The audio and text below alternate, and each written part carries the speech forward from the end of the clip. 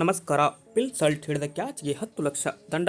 ಇನ್ನು ಆರ್ಸಿಬಿ ಮತ್ತು ಎಸ್ಆರ್ಎಚ್ ನಡುವಿನ ಪಂದ್ಯ ಎಂ ಚಿನ್ನಸ್ವಾಮಿ ಅಂಗಳದಲ್ಲಿ ನಡೆದಿತ್ತು.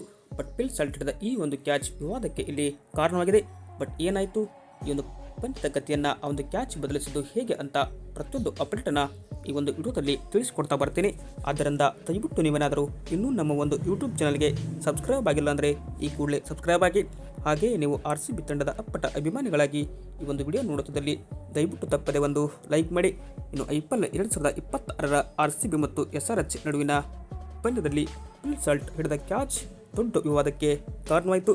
ಬಟ್ ಇಲ್ಲಿ ಪಂದ್ಯದ 14ನೇ ಓವರ್ನಲ್ಲಿ ಹೆನ್ರಿ ಕ್ಲಾಸನ್ ಹಿಡಿದಂತಹ ಆ ಒಂದು ಚೆಂಡನ್ನು ಪಿಲ್ ಸಾಲ್ಟ್ ಬೌಂಡ್ರಿ ಲೈನ್ ಹತ್ತಿರ ಕ್ಯಾಚ್ ಹಿಡಿದ್ರು.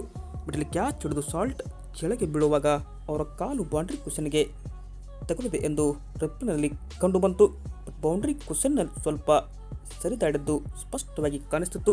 ಹೀಗಾಗಿ ಅಂಪೈರ್ ಅದನ್ನು ಅಂದರೆ ಇಲ್ಲಿ 3ನೇ ಅಂಪೈರ್ಗೆ ಕೂಡ ಅದನ್ನು ರಿವ್ಯೂ ಮಾಡಲಾಗಿತ್ತು.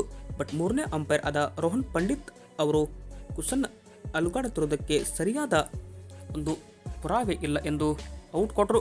ಬಟ್ ಈ ಒಂದು ತೀರ್ಪು ಏನಪ್ಪ ಅಂದರೆ ಎಲ್ಲೆಡೆ ಈಗ ಸದ್ಯಕ್ಕೆ ವೈರಲ್ ಆಗ್ತಿದೆ.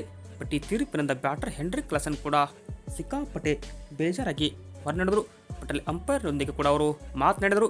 ಬಟ್ ಅವರಂತಹ ಮಾಜಿ ಕ್ರಿಕೆಟಿಗರು ಕೂಡ ಇದನ್ನು ನಾಟ್ಔಟ್ ಆಗಿರಬೇಕಿತ್ತೆಂದು ಸಾಮಾಜಿಕ ಜಾಲತಾಣದಲ್ಲಿ ಕೂಡ ಅಭಿಪ್ರಾಯವನ್ನು ವ್ಯಕ್ತಪಡಿಸಿದರು. ಬಟ್ ಇಲ್ಲಿ ಅಂಪೈರ್ ಜೊತೆ ವಾಗ್ದಾಳಿ ನಡೆಸಿದ್ದಕ್ಕೆ ಹೆನ್ರಿ ಕ್ಲಾಸನ್ ಅವರಿಗೆ ವಾರ್ನಿಂಗ್ ಆಗುವ ಸಾಧ್ಯತೆಯನ್ನು ಕೂಡ ಹೆಚ್ಚಿದೆ. ಏಕೆಂದರೆ ಒಂದು ತೀರ್ಪು ಕೊಟ್ಟ ನಂತರ ಅಂಪೈರ್ ವಿರುದ್ಧ ಯಾವುದೇ ತರಹದ ಮಾತುಗಳನ್ನು ಪ್ಲೇಯರ್ ಆಡಬಾರ್ದು. ಬಟ್ ಇದು ಏನಪ್ಪ ಅಂದರೆ ವೈರಲ್ ಆಗಿದ್ದು ಈ ಒಂದು ಕ್ಯಾಚ್ ಬಗ್ಗೆ ನಿಮ್ಮ ಅನಿಸಿಕೆ, ಅಂದರೆ ಈ ಒಂದು ಕ್ಯಾಚ್ ಔಟಾ ಅಥವಾ ನಾಟ್ಔಟಾ ಅಂತ ಕಮೆಂಟ್ ಬಾಕ್ಸಲ್ಲಿ ನಿಮ್ಮ ಅನಿಸಿಕೆಯನ್ನು ತಪ್ಪದೆ ಕಮೆಂಟ್ ಮಾಡಿ. ಹಾಗೆ ಇದೇ ತರಹದ ಸ್ಪೋರ್ಟ್ಸ್ ಮಾಹಿತಿಗಾಗಿ ತಪ್ಪದೆ ನಮ್ಮ ಒಂದು ಯೂಟ್ಯೂಬ್ ಚಾನಲ್ಗೆ ಸಬ್ಸ್ಕ್ರೈಬ್ ಆಗಿ ಸಪೋರ್ಟ್ ಮಾಡಿ. Thank you.